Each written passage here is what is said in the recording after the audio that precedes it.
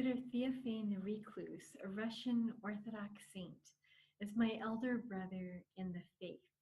And one of his wonderful pieces of spiritual advice that I return to over and over again is his insistence that we use strong imagery in our relationship with the Lord and in our prayer.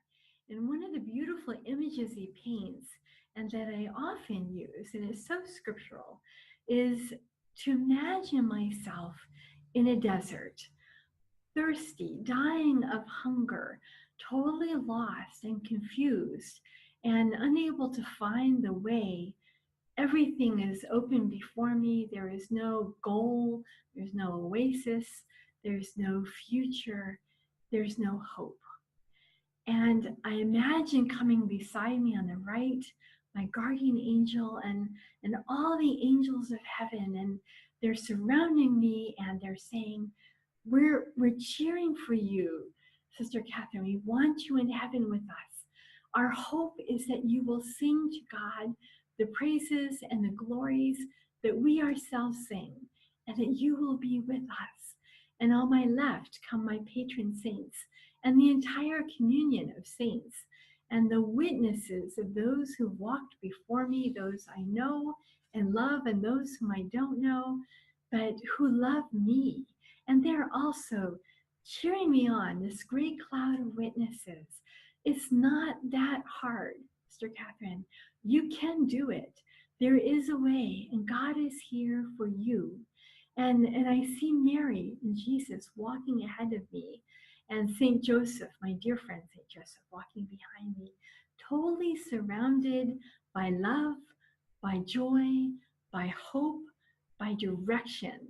And Theophane the Recluse's secret is not just to have one little image that leads us in prayer, but to surround ourselves with very strong multiple images.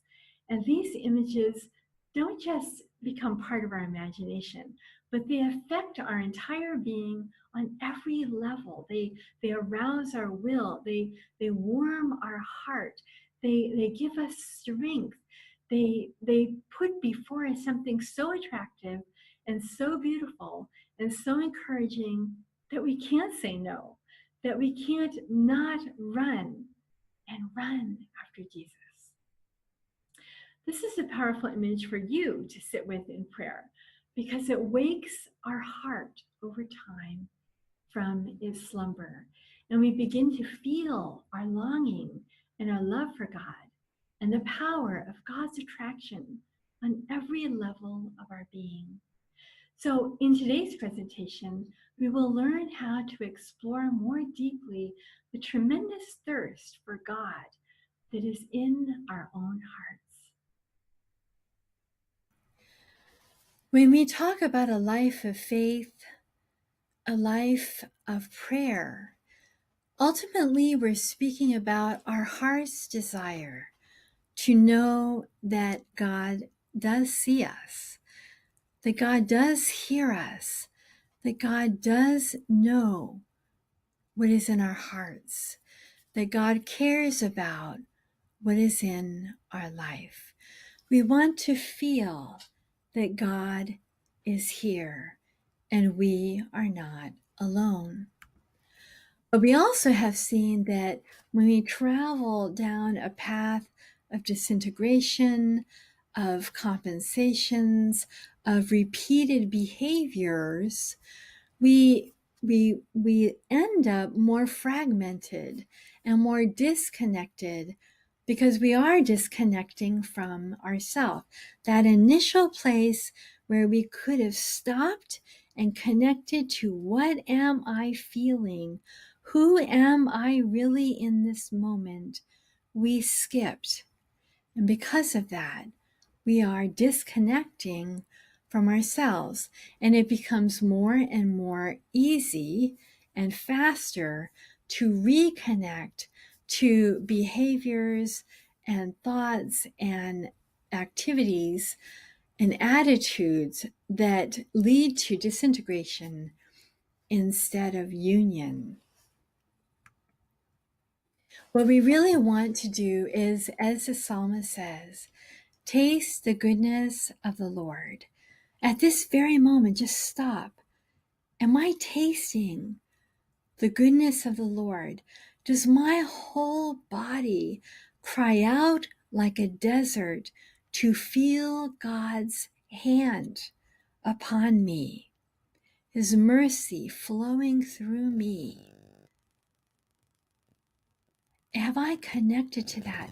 If I haven't connected to that yet, that is the goal. That is the goal. Because when we are connected to that, our whole being is a constant cry to the Lord, allow me to taste the deliciousness of your love. When I am experiencing myself engaging in communion with the Lord, it actually feels true in such an intimately profound way that I cannot doubt that the Lord sees and hears and understands me and the emotions and thoughts I am sharing with Him.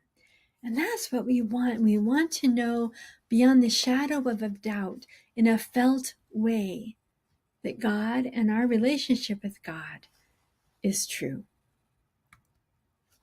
So when we go back and we look at this ladder of self-awareness that we can grow in, we're going to do a little exercise together. So I invite you to think about something recent that disturbed you or disrupted you,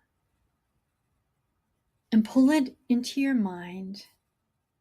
With your imagination, picture the whole scene, hear what was said, see who was there. Turn the freeze frame on and let everything begin to move again like in a movie. And feel what you felt at that point. See what you did for the rest of the day.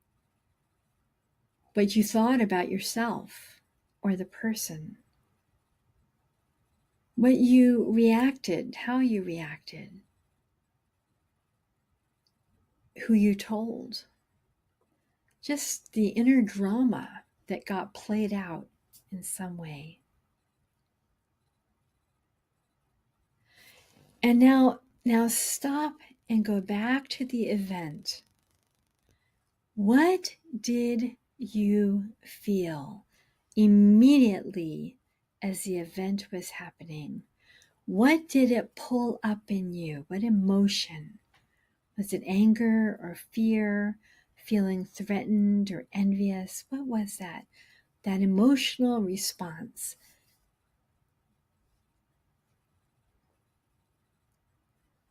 And stay with that for just a few seconds. It's uncomfortable to sit with it, right?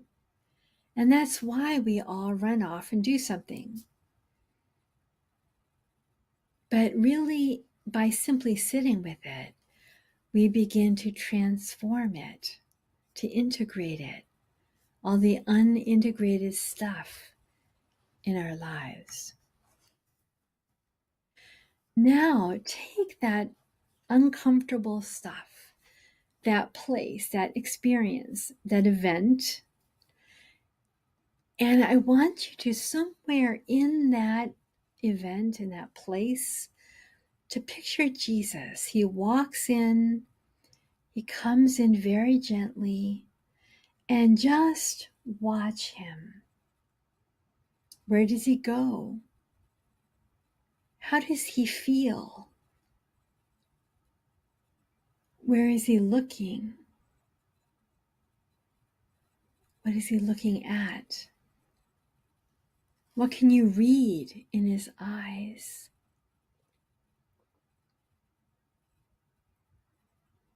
Talk to Him. Tell Him that you need His help. Tell Him that you have a heart request to know where He was during that event for you. Where was He for you in that event?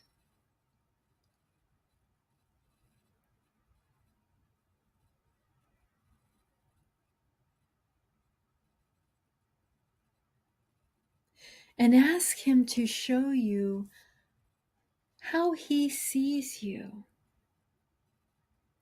What is the image He has of you? From the bottom of His heart, what does He want to give you? What is He giving you?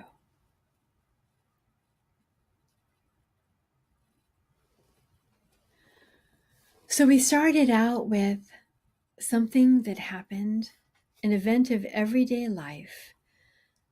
We saw the little pattern of disintegration.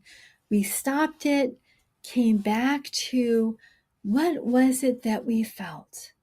We brought Jesus into that situation, and we spoke and interacted with Him and saw Him interacting with us, with what we felt, what we needed, what we feared, what we longed for, our heart's desire.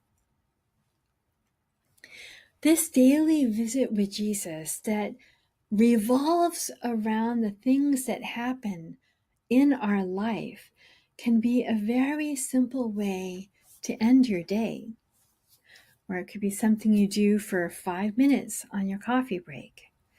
Just looking back over the past few hours and bringing one event with all the texture of His experience within you to Jesus and watching what He does. Inspired Christian spirituality becomes a purposeful and integrated inner journey because it ultimately heals the old and fallen human nature that we all bear within us through a perfect union with the resurrected and glorified divinely human nature of Christ. At the very beginning, when we looked in the Garden of Eden, we saw how God created Adam and Eve to be one with Him, to be deified, united with Him. After the coming of Christ, our Savior, we're meant to be ultimately perfectly united with His resurrected and glorified divinely human nature. We are meant to become Christ, to be His body, to be His brother, His sister, to become Christ ourselves, and in that, to be healed.